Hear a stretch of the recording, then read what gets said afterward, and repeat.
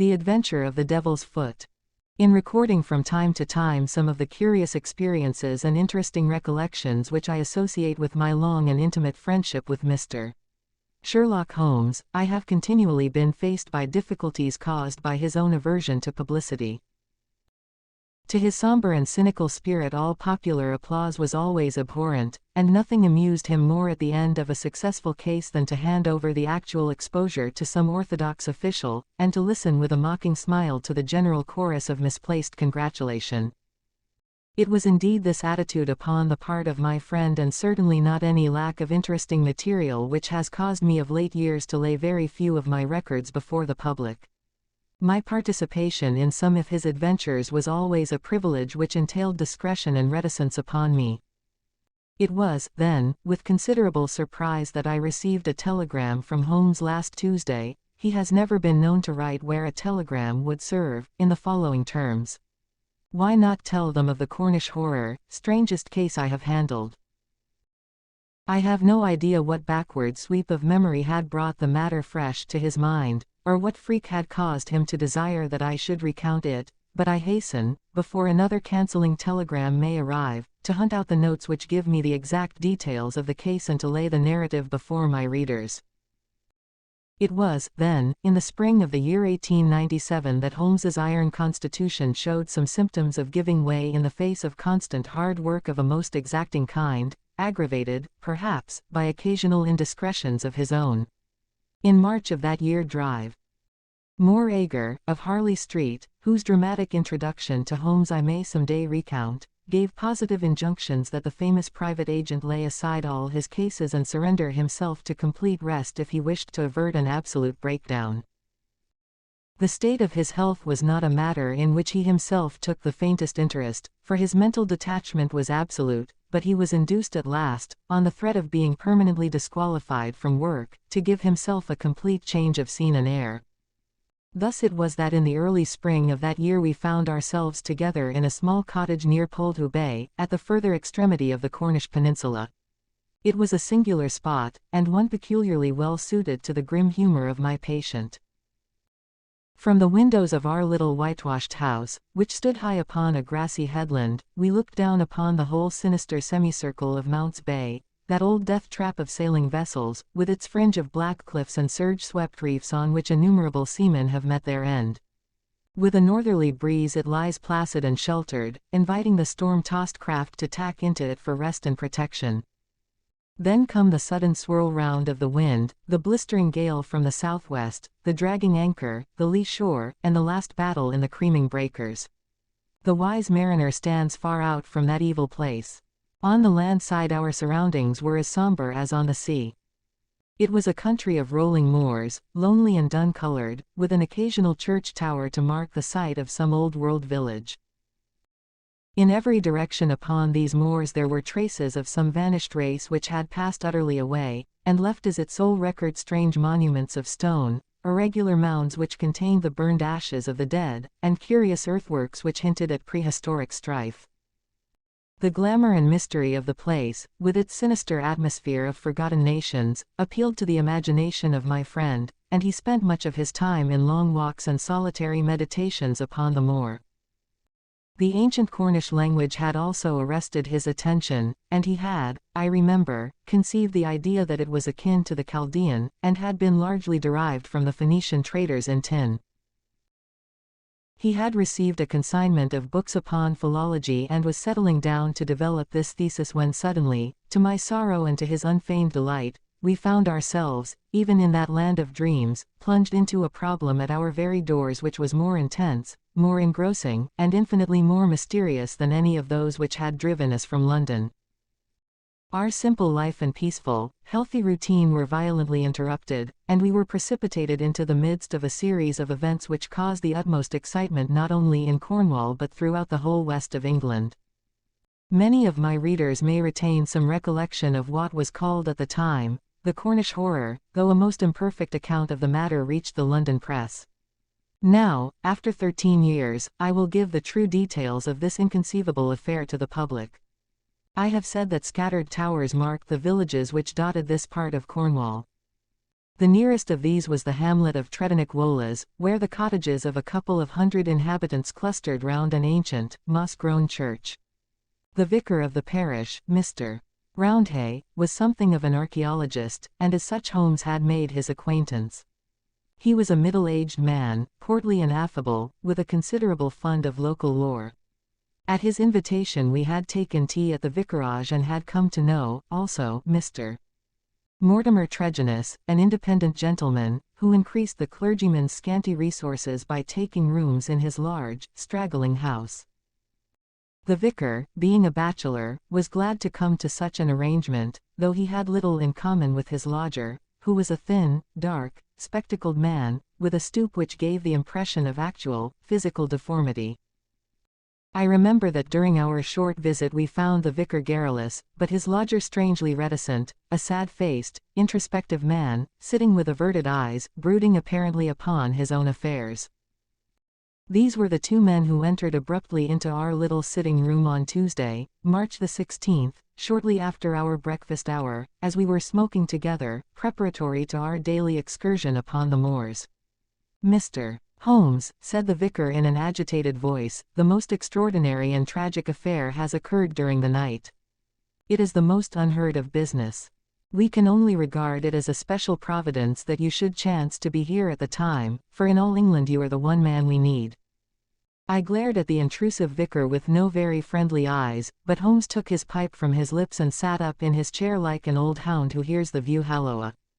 He waved his hand to the sofa, and our palpitating visitor with his agitated companion sat side by side upon it. Mr. Mortimer Tregennis was more self-contained than the clergyman, but the twitching of his thin hands and the brightness of his dark eyes showed that they shared a common emotion. "Shall I speak or you?" he asked of the vicar. "Well, as you seem to have made the discovery, whatever it may be, and the vicar to have had it second-hand, perhaps you had better do the speaking," said Holmes.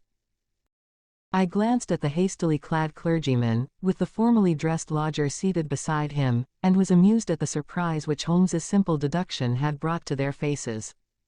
"Perhaps I had best say a few words first," said the vicar, "and then you can judge if you will listen to the details from Mr. Tregennis, or whether we should not hasten at once to the scene of this mysterious affair. I may explain, then, that our friend here spent last evening in the company of his two brothers, Owen and George, and of his sister Brenda, at their house of Tredonoc Wolas, which is near the old stone cross upon the moor. He left them shortly after 10 o'clock, playing cards round the dining-room table, in excellent health and spirits. This morning, being an early riser, he walked in that direction before breakfast and was overtaken by the carriage of Dr. Richards, who explained that he had just been sent for on a most urgent call to Tredonoc Wolas. Mr. Mortimer Tregennis naturally went with him. When he arrived at Tredonoc Wolas he found an extraordinary state of things. His two brothers and his sister were seated round the table exactly as he had left them, the cards still spread in front of them and the candles burned down to their sockets. The sister lay back stone dead in her chair, while the two brothers sat on each side of her laughing, shouting, and singing, the senses stricken clean out of them. All three of them, the dead woman and the two demented men, retained upon their faces an expression of the utmost horror, a convulsion of terror which was dreadful to look upon. There was no sign of the presence of anyone in the house, except Mrs. Porter, the old cook and housekeeper, who declared that she had slept deeply and heard no sound during the night. Nothing had been stolen or disarranged, and there is absolutely no explanation of what the horror can be which has frightened a woman to death and two strong men out of their senses. There is the situation, Mr. Holmes, in a nutshell, and if you can help us to clear it up you will have done a great work. I had hoped that in some way I could coax my companion back into the quiet which had been the object of our journey, but one glance at his intense face and contracted eyebrows told me how vain was now the expectation. He sat for some little time in silence, absorbed in the strange drama which had broken in upon our peace. "I will look into this matter," he said at last. "On the face of it, it would appear to be a case of a very exceptional nature. Have you been there yourself, Mr. Roundhay?" "No, Mr. Holmes." Mr. Tregennis brought back the account to the vicarage, and I at once hurried over with him to consult you. How far is it to the house where this singular tragedy occurred? About a mile inland. Then we shall walk over together. But before we start I must ask you a few questions, Mr. Mortimer Tregennis. The other had been silent all this time, but I had observed that his more controlled excitement was even greater than the obtrusive emotion of the clergyman. He sat with a pale, drawn face, his anxious gaze fixed upon Holmes, and his thin hands clasped convulsively together. His pale lips quivered as he listened to the dreadful experience which had befallen his family, and his dark eyes seemed to reflect something of the horror of the scene. "Ask what you like, Mr. Holmes," said he eagerly. "It is a bad thing to speak of, but I will answer you the truth. Tell me about last night." "Well, Mr. Holmes, I supped there, as the vicar has said, and my elder brother George proposed a game of whist afterwards. We sat down about 9 o'clock. It was 10:15 when I moved to go. I left them all round the table, as merry as could be." "Who let you out?" "Mrs. Porter had gone to bed, so I let myself out. I shut the hall door behind me. The window of the room in which they sat was closed, but the blind was not drawn down. There was no change in door or window this morning, or any reason to think that any stranger had been to the house. Yet there they sat, driven clean mad with terror, and Brenda lying dead of fright, with her head hanging over the arm of the chair. I'll never get the sight of that room out of my mind so long as I live." "The facts, as you state them, are certainly most remarkable," said Holmes. "I take it that you have no theory yourself which can in any way account for them." "It's devilish, Mr. Holmes, devilish," cried Mortimer Tregennis. "It is not of this world. Something has come into that room which has dashed the light of reason from their minds." "What human contrivance could do that?" "I fear," said Holmes, "that if the matter is beyond humanity it is certainly beyond me. Yet we must exhaust all natural explanations before we fall back upon such a theory as this. As to yourself, Mr. Tregennis, I take it you were divided in some way from your family, since they lived together and you had rooms apart." "That is so, Mr. Holmes, though the matter is past and done with. We were a family of tin miners at Redruth, but we sold our venture to a company and so retired with enough to keep us. I won't deny that there was some feeling about the division of the money and it stood between us for a time, but it was all forgiven and forgotten, and we were the best of friends together. Looking back at the evening which you spent together, does anything stand out in your memory as throwing any possible light upon the tragedy? Think carefully, Mr. Tregennis, for any clue which can help me." "There is nothing at all, sir. Your people were in their usual spirits." "Never better." "Were they nervous people? Did they ever show any apprehension of coming danger?" "Nothing of the kind." "You have nothing to add then, which could assist me?" Mortimer Tregennis considered earnestly for a moment. "There is one thing occurs to me," said he at last. "As we sat at the table my back was to the window, and my brother George, he being my partner at cards, was facing it. I saw him once look hard over my shoulder, so I turned round and looked also. The blind was up and the window shut, but I could just make out the bushes on the lawn, and it seemed to me for a moment that I saw something moving among them. I couldn't even say if it was man or animal, but I just thought there was something there. When I asked him what he was looking at, he told me that he had the same feeling. That is all that I can say." "Did you not investigate?" "No, the matter passed as unimportant." "You left them, then, without any premonition of evil?" "None at all. I am not clear how you came to hear the news so early this morning." "I am an early riser and generally take a walk before breakfast. This morning I had hardly started when the doctor in his carriage overtook me. He told me that old Mrs. Porter had sent a boy down with an urgent message. I sprang in beside him and we drove on. When we got there we looked into that dreadful room. The candles and the fire must have burned out hours before, and they had been sitting there in the dark until dawn had broken. The doctor said Brenda must have been dead at least 6 hours. There were no signs of violence. She just lay across the arm of the chair with that look on her face. George and Owen were singing snatches of songs and gibbering like two great apes. Oh, it was awful to see. I couldn't stand it, and the doctor was as white as a sheet. Indeed, he fell into a chair in a sort of faint, and we nearly had him on our hands as well. Remarkable, most remarkable, said Holmes, rising and taking his hat. I think, perhaps, we had better go down to Tredenick Wartha without further delay. I confess that I have seldom known a case which at first sight presented a more singular problem. Our proceedings of that first morning did little to advance the investigation. It was marked, however, at the outset by an incident which left the most sinister impression upon my mind. The approach to the spot at which the tragedy occurred is down a narrow, winding, country lane. While we made our way along it we heard the rattle of a carriage coming towards us and stood aside to let it pass. As it drove by us I caught a glimpse through the closed window of a horribly contorted, grinning face glaring out at us. Those staring eyes and gnashing teeth flashed past us like a dreadful vision. "My brothers," cried Mortimer Tregennis, white to his lips. "They are taking them to Helston." We looked with horror after the black carriage, lumbering upon its way. Then we turned our steps towards this ill-omened house in which they had met their strange fate. It was a large and bright dwelling, rather a villa than a cottage, with a considerable garden which was already, in that Cornish air, well filled with spring flowers. Towards this garden the window of the sitting-room fronted, and from it, according to Mortimer Tregennis, must have come that thing of evil which had by sheer horror in a single instant blasted their minds.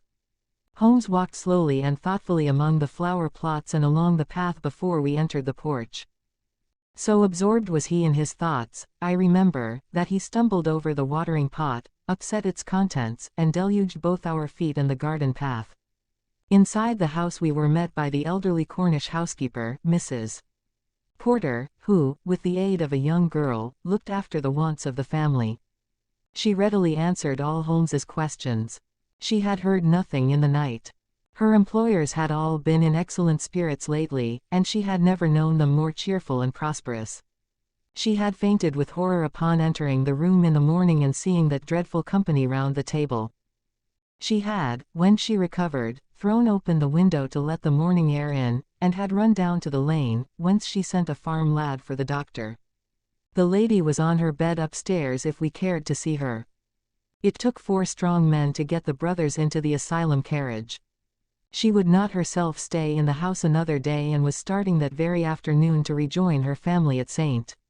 Ives. We ascended the stairs and viewed the body. Miss Brenda Tregennis had been a very beautiful girl, though now verging upon middle age. Her dark, clear-cut face was handsome, even in death, but there still lingered upon it something of that convulsion of horror which had been her last human emotion. From her bedroom we descended to the sitting-room, where this strange tragedy had actually occurred. The charred ashes of the overnight fire lay in the grate.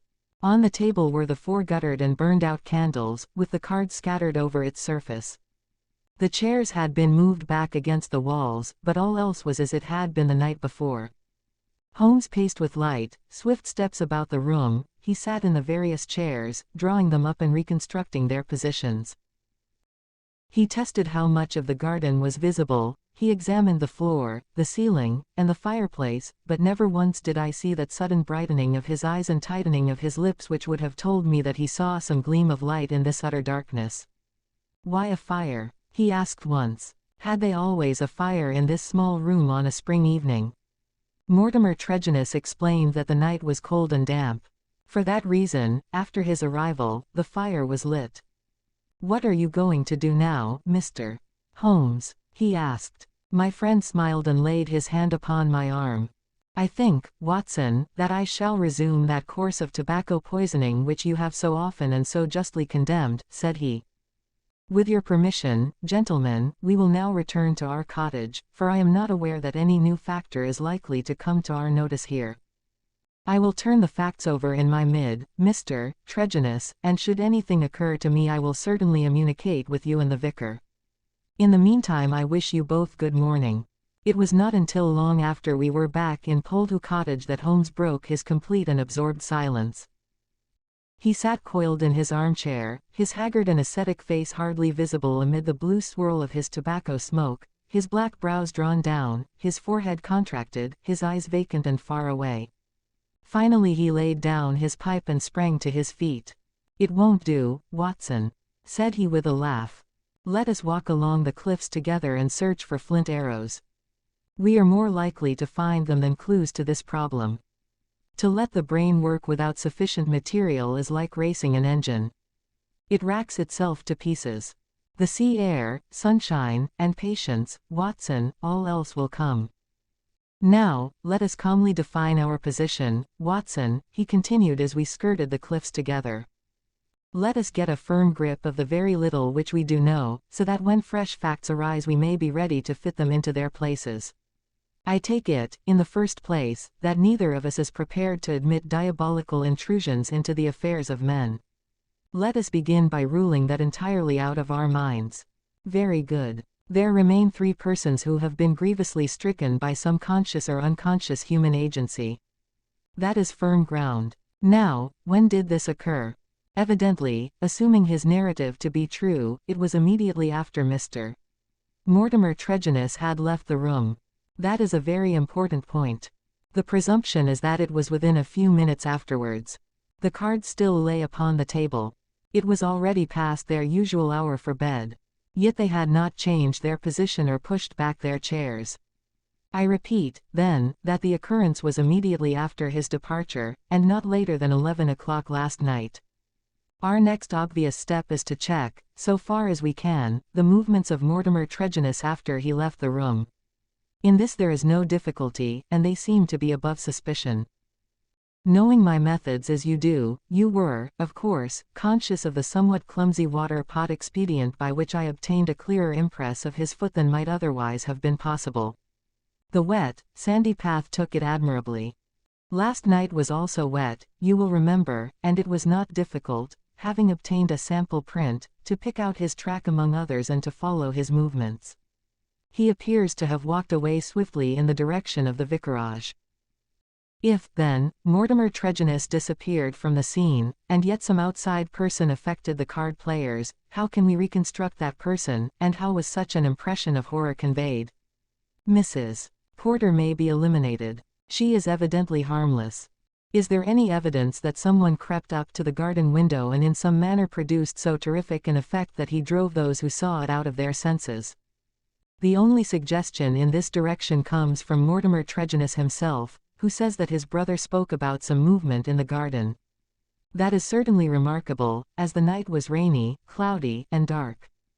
Anyone who had the design to alarm these people would be compelled to place his very face against the glass before he could be seen. There is a 3-foot flower border outside this window, but no indication of a footmark.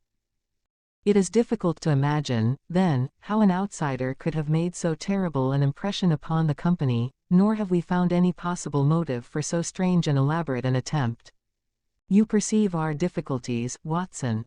They are only too clear, I answered with conviction. And yet, with a little more material, we may prove that they are not insurmountable, said Holmes. I fancy that among your extensive archives, Watson, you may find some which were nearly as obscure. Meanwhile, we shall put the case aside until more accurate data are available, and devote the rest of our morning to the pursuit of Neolithic man. I may have commented upon my friend's power of mental detachment, but never have I wondered at it more than upon that spring morning in Cornwall when for 2 hours he discoursed upon Celts, arrowheads, and shards, as lightly as if no sinister mystery were waiting for his solution.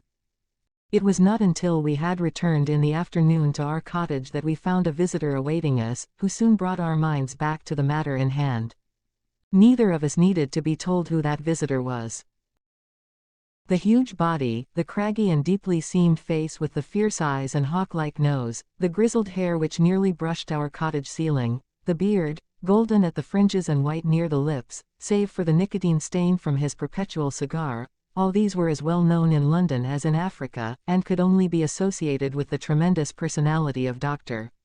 Leon Sterndale, the great lion hunter and explorer. We had heard of his presence in the district and had once or twice caught sight of his tall figure upon the moorland paths. He made no advances to us, however, nor would we have dreamed of doing so to him, as it was well known that it was his love of seclusion which caused him to spend the greater part of the intervals between his journeys in a small bungalow buried in the lonely wood of Beauchamp-Ariens. Here, amid his books and his maps, he lived an absolutely lonely life, attending to his own simple wants and paying little apparent heed to the affairs of his neighbors. It was a surprise to me, therefore, to hear him asking Holmes in an eager voice whether he had made any advance in his reconstruction of this mysterious episode.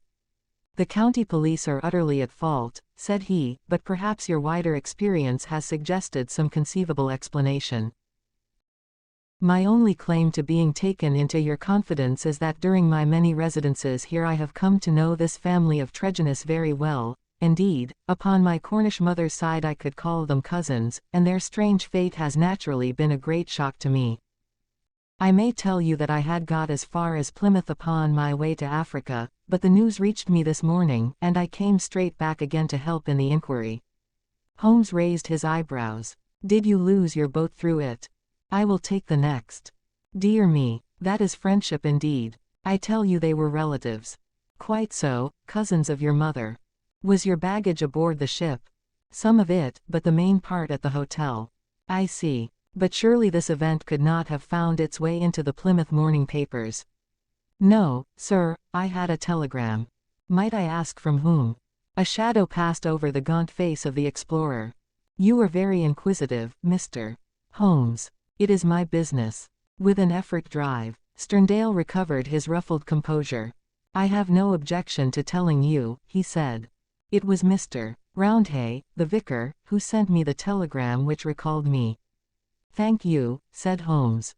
"I may say in answer to your original question that I have not cleared my mind entirely on the subject of this case, but that I have every hope of reaching some conclusion. It would be premature to say more. Perhaps you would not mind telling me if your suspicions point in any particular direction." "No, I can hardly answer that." "Then I have wasted my time and need not prolong my visit." The famous doctor strode out of our cottage in considerable ill humor, and within 5 minutes Holmes had followed him. I saw him no more until the evening, when he returned with a slow step and haggard face which assured me that he had made no great progress with his investigation. He glanced at a telegram which awaited him and threw it into the grate. "From the Plymouth Hotel, Watson," he said. "I learned the name of it from the vicar, and I wired to make certain that Dr. Leon Sterndale's account was true. It appears that he did indeed spend last night there, and that he has actually allowed some of his baggage to go on to Africa, while he returned to be present at this investigation. What do you make of that, Watson?" "He is deeply interested." "Deeply interested, yes. There is a thread here which we had not yet grasped and which might lead us through the tangle. Cheer up, Watson, for I am very sure that our material has not yet all come to hand. When it does we may soon leave our difficulties behind us." Little did I think how soon the words of Holmes would be realized, or how strange and sinister would be that new development which opened up an entirely fresh line of investigation. I was shaving at my window in the morning when I heard the rattle of hoofs and, looking up, saw a dog cart coming at a gallop down the road. It pulled up at our door, and our friend, the vicar, sprang from it and rushed up our garden path. Holmes was already dressed, and we hastened down to meet him. Our visitor was so excited that he could hardly articulate, but at last in gasps and bursts his tragic story came out of him. "We are devil-ridden, Mr. Holmes. My poor parish is devil-ridden," he cried. "Satan himself is loose in it. We are given over into his hands." He danced about in his agitation, a ludicrous object if it were not for his ashy face and startled eyes. Finally he shot out his terrible news. "Mr. Mortimer Tregennis died during the night, and with exactly the same symptoms as the rest of his family." Holmes sprang to his feet, all energy in an instant. "Can you fit us both into your dog cart?" "Yes, I can." "Then, Watson, we will postpone our breakfast. Mr. Roundhay, we are entirely at your disposal. Hurry, hurry, before things get disarranged." The lodger occupied 2 rooms at the vicarage, which were in an angle by themselves, the one above the other. Below was a large sitting room, above, his bedroom. They looked out upon a croquet lawn which came up to the windows. We had arrived before the doctor or the police, so that everything was absolutely undisturbed. Let me describe exactly the scene as we saw it upon that misty March morning. It has left an impression which can never be effaced from my mind. The atmosphere of the room was of a horrible and depressing stuffiness. The servant who had first entered had thrown up the window, or it would have been even more intolerable. This might partly be due to the fact that a lamp stood flaring and smoking on the center table. Beside it sat the dead man, leaning back in his chair, his thin beard projecting, his spectacles pushed up onto his forehead, and his lean dark face turned towards the window and twisted into the same distortion of terror which had marked the features of his dead sister. His limbs were convulsed and his fingers contorted as though he had died in a very paroxysm of fear. He was fully clothed, though there were signs that his dressing had been done in a hurry. We had already learned that his bed had been slept in, and that the tragic end had come to him in the early morning.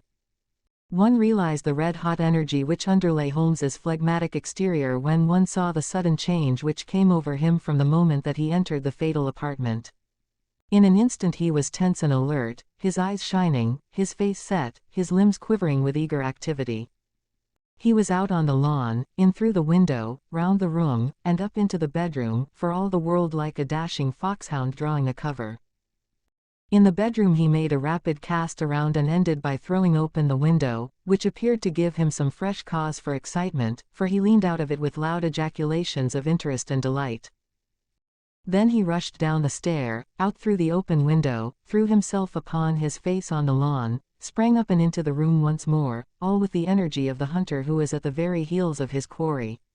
The lamp, which was an ordinary standard, he examined with minute care, making certain measurements upon its bowl.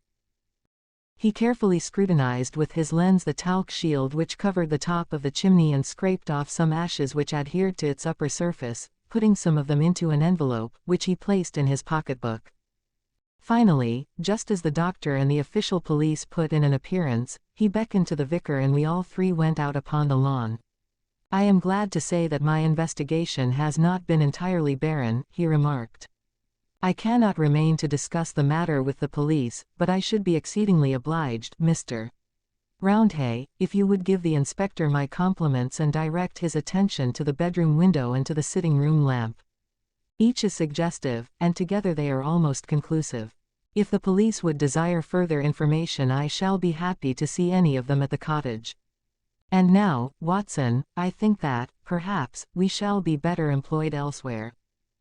It may be that the police resented the intrusion of an amateur, or that they imagined themselves to be upon some hopeful line of investigation, but it is certain that we heard nothing from them for the next 2 days.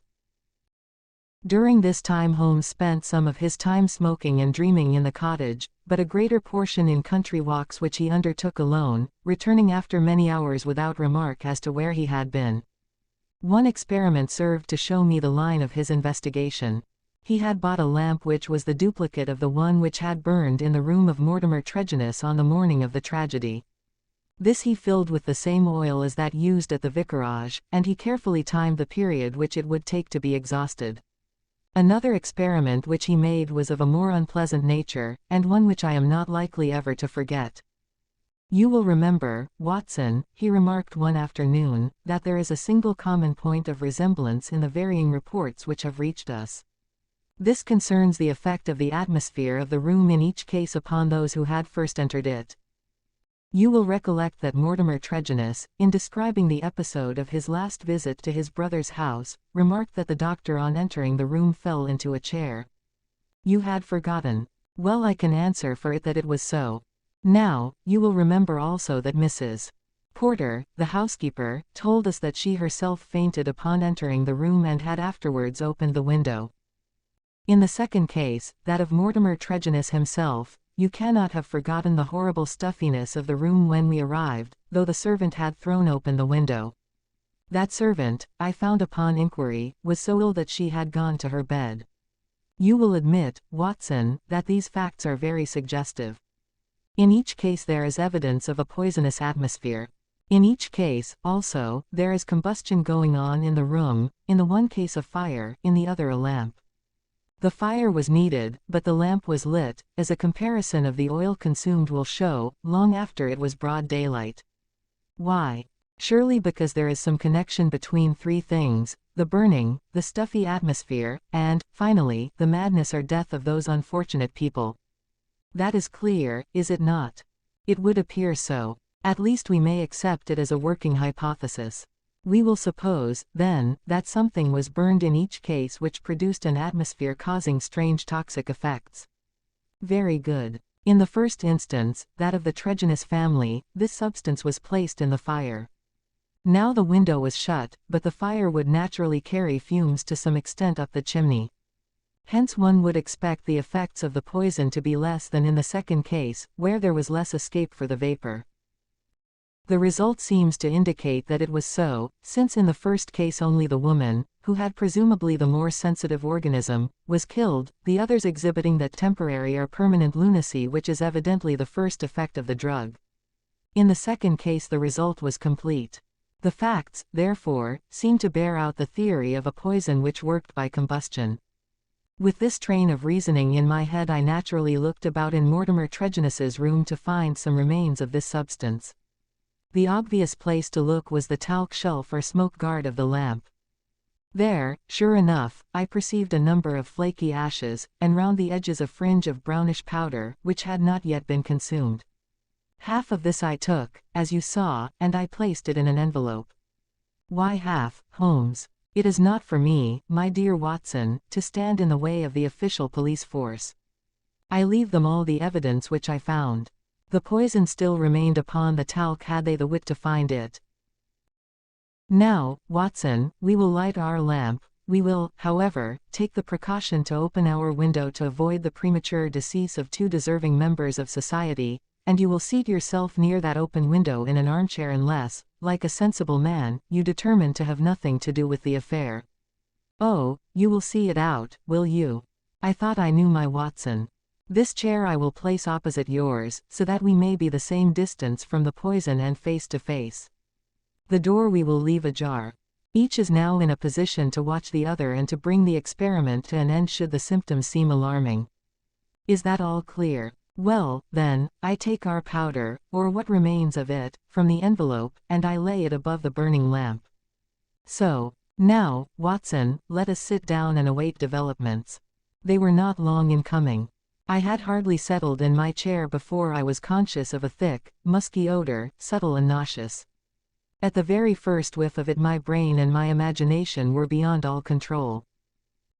A thick, black cloud swirled before my eyes, and my mind told me that in this cloud, unseen as yet, but about to spring out upon my appalled senses, lurked all that was vaguely horrible, all that was monstrous and inconceivably wicked in the universe. Vague shapes swirled and swam amid the dark cloud bank, each a menace and a warning of something coming, the advent of some unspeakable dweller upon the threshold, whose very shadow would blast my soul. A freezing horror took possession of me. I felt that my hair was rising, that my eyes were protruding, that my mouth was opened, and my tongue like leather. The turmoil within my brain was such that something must surely snap.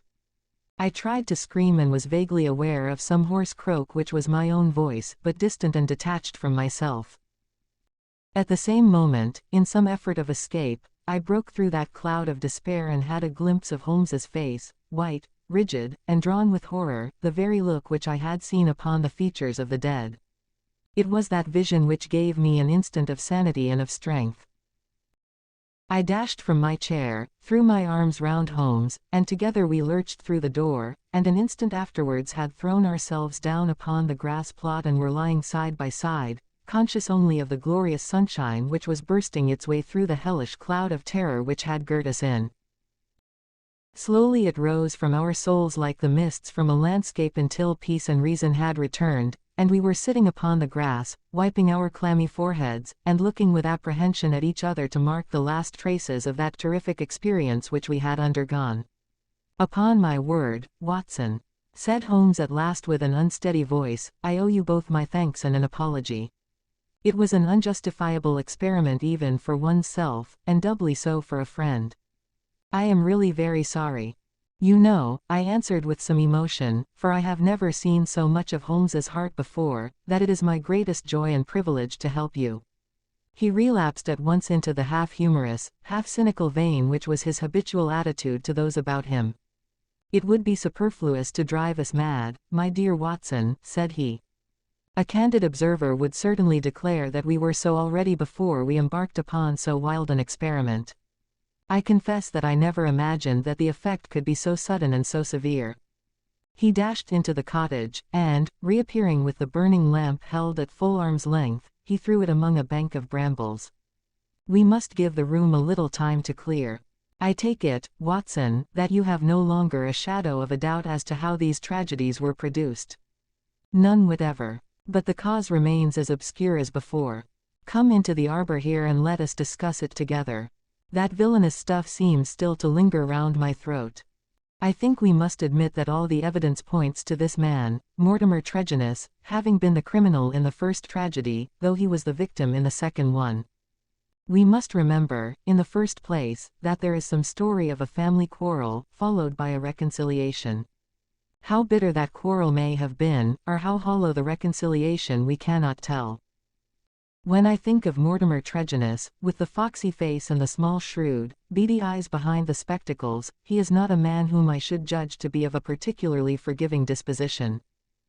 Well, in the next place, you will remember that this idea of someone moving in the garden, which took our attention for a moment from the real cause of the tragedy, emanated from him.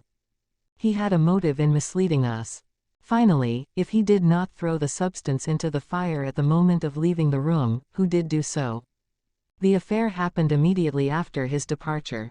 Had anyone else come in, the family would certainly have risen from the table. Besides, in peaceful Cornwall, visitors did not arrive after 10 o'clock at night. We may take it, then, that all the evidence points to Mortimer Tregennis as the culprit. Then his own death was suicide. Well, Watson, it is on the face of it a not impossible supposition. The man who had the guilt upon his soul of having brought such a fate upon his own family might well be driven by remorse to inflict it upon himself. There are, however, some cogent reasons against it. Fortunately, there is one man in England who knows all about it, and I have made arrangements by which we shall hear the facts this afternoon from his own lips. Ah, he is a little before his time. Perhaps you would kindly step this way, Drive. Leon Sterndale. We have been conducting a chemical experiment indoors which has left our little room hardly fit for the reception of so distinguished a visitor. I had heard the click of the garden gate, and now the majestic figure of the great African explorer appeared upon the path. He turned in some surprise towards the rustic arbor in which we sat. You sent for me, Mr. Holmes. I had your note about an hour ago, and I have come, though I really do not know why I should obey your summons.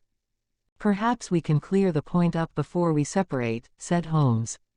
Meanwhile, I am much obliged to you for your courteous acquiescence. You will excuse this informal reception in the open air, but my friend Watson and I have nearly furnished an additional chapter to what the papers call the Cornish horror, and we prefer a clear atmosphere for the present. Perhaps, since the matters which we have to discuss will affect you personally in a very intimate fashion, it is as well that we should talk where there can be no eavesdropping. The explorer took his cigar from his lips and gazed sternly at my companion. I am at a loss to know, sir, he said, what you can have to speak about which affects me personally in a very intimate fashion. The killing of Mortimer Tregennis, said Holmes. For a moment I wished that I were armed. Sterndale's fierce face turned to a dusky red, his eyes glared, and the knotted, passionate veins started out in his forehead, while he sprang forward with clenched hands towards my companion. Then he stopped, and with a violent effort he resumed a cold, rigid calmness, which was, perhaps, more suggestive of danger than his hot-headed outburst. I have lived so long among savages and beyond the law, said he, that I have got into the way of being a law to myself. You would do well, Mr. Holmes, not to forget it, for I have no desire to do you an injury.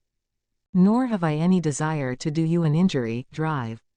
Sterndale. Surely the clearest proof of it is that, knowing what I know, I have sent for you and not for the police. Sterndale sat down with a gasp, overawed for, perhaps, the first time in his adventurous life. There was a calm assurance of power in Holmes's manner which could not be withstood. Our visitor stammered for a moment, his great hands opening and shutting in his agitation. What do you mean? He asked at last. If this is bluff upon your part, Mr. Holmes, you have chosen a bad man for your experiment. Let us have no more beating about the bush. What do you mean? I will tell you, said Holmes, and the reason why I tell you is that I hope frankness may beget frankness. What my next step may be will depend entirely upon the nature of your own defense. My defense? Yes, sir. My defense against what? Against the charge of killing Mortimer Tregennis. Sterndale mopped his forehead with his handkerchief. Upon my word, you are getting on, said he. Do all your successes depend upon this prodigious power of bluff? The bluff, said Holmes sternly, is upon your side, drive. Leon Sterndale, and not upon mine. As a proof I will tell you some of the facts upon which my conclusions are based. Of your return from Plymouth, allowing much of your property to go on to Africa, I will say nothing save that it first informed me that you were one of the factors which had to be taken into account in reconstructing this drama. I came back. I have heard your reasons and regard them as unconvincing and inadequate. We will pass that. You came down here to ask me whom I suspected. I refused to answer you. You then went to the vicarage, waited outside it for some time, and finally returned to your cottage. How do you know that? I followed you. I saw no one. That is what you may expect to see when I follow you. You spent a restless night at your cottage, and you formed certain plans, which in the early morning you proceeded to put into execution. Leaving your door just as day was breaking, you filled your pocket with some reddish gravel that was lying heaped beside your gate. Sterndale gave a violent start and looked at Holmes in amazement. You then walked swiftly for the mile which separated you from the vicarage. You were wearing, I may remark, the same pair of ribbed tennis shoes which are at the present moment upon your feet. At the vicarage you passed through the orchard and the side hedge, coming out under the window of the lodger Tregennis. It was now daylight, but the household was not yet stirring. You drew some of the gravel from your pocket, and you threw it up at the window above you. Sterndale sprang to his feet. I believe that you are the devil himself, he cried. Holmes smiled at the compliment. It took 2, or possibly 3, handfuls before the lodger came to the window. You beckoned him to come down. He dressed hurriedly and descended to his sitting room. You entered by the window. There was an interview, a short one, during which you walked up and down the room. Then you passed out and closed the window, standing on the lawn outside smoking a cigar and watching what occurred. Finally, after the death of Tregennis, you withdrew as you had come. Now, drive. Sterndale, how do you justify such conduct, and what were the motives for your actions? If you prevaricate or trifle with me, I give you my assurance that the matter will pass out of my hands forever. Our visitor's face had turned ashen gray as he listened to the words of his accuser. Now he sat for some time in thought with his face sunk in his hands. Then with a sudden impulsive gesture he plucked a photograph from his breast pocket and threw it on the rustic table before us. That is why I have done it, said he. It showed the bust and face of a very beautiful woman. Holmes stooped over it. Brenda Tregennis, said he. Yes, Brenda Tregennis, repeated our visitor. For years I have loved her. For years she has loved me. There is the secret of that Cornish seclusion which people have marveled at. It has brought me close to the one thing on earth that was dear to me. I could not marry her, for I have a wife who has left me for years and yet whom, by the deplorable laws of England, I could not divorce. For years Brenda waited. For years I waited. And this is what we have waited for. A terrible sob shook his great frame, and he clutched his throat under his brindled beard. Then with an effort he mastered himself and spoke on. The vicar knew. He was in our confidence. He would tell you that she was an angel upon earth. That was why he telegraphed to me and I returned. What was my baggage or Africa to me when I learned that such a fate had come upon my darling?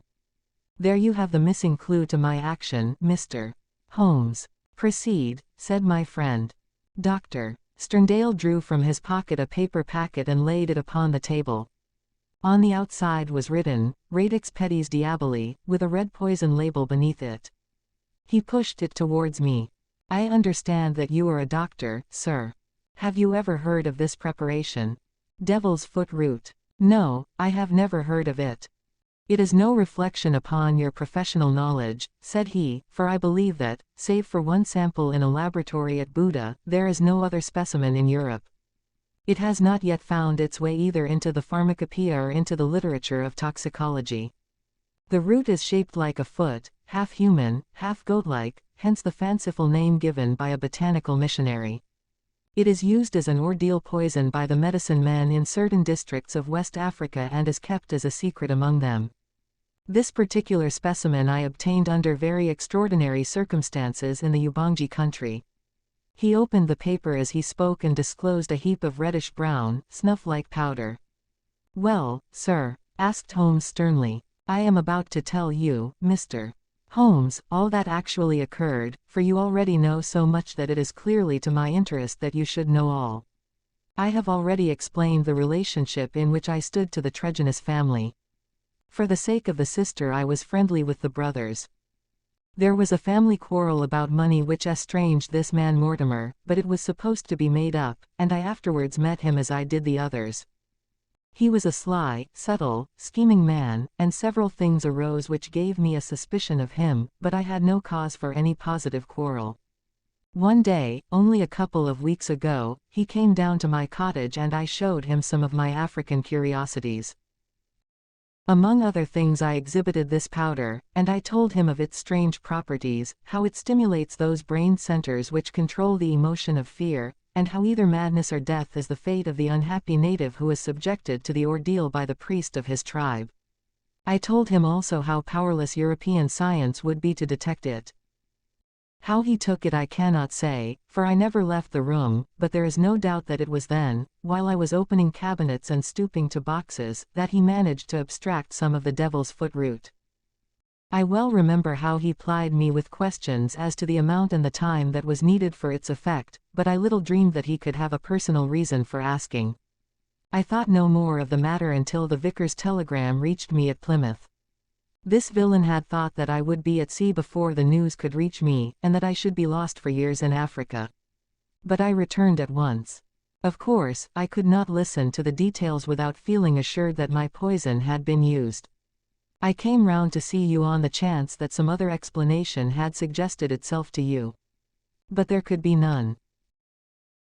I was convinced that Mortimer Tregennis was the murderer, that for the sake of money, and with the idea, perhaps, that if the other members of his family were all insane he would be the sole guardian of their joint property, he had used the devil's foot powder upon them, driven 2 of them out of their senses, and killed his sister Brenda, the one human being whom I have ever loved or who has ever loved me. There was his crime. What was to be his punishment? Should I appeal to the law? Where were my proofs? I knew that the facts were true, but could I help to make a jury of countrymen believe so fantastic a story? I might or I might not. But I could not afford to fail. My soul cried out for revenge. I have said to you once before, Mr. Holmes, that I have spent much of my life outside the law, and that I have come at last to be a law to myself. So it was even now. I determined that the fate which he had given to others should be shared by himself. Either that or I would do justice upon him with my own hand. In all England there can be no man who sets less value upon his own life than I do at the present moment. Now I have told you all. You have yourself supplied the rest.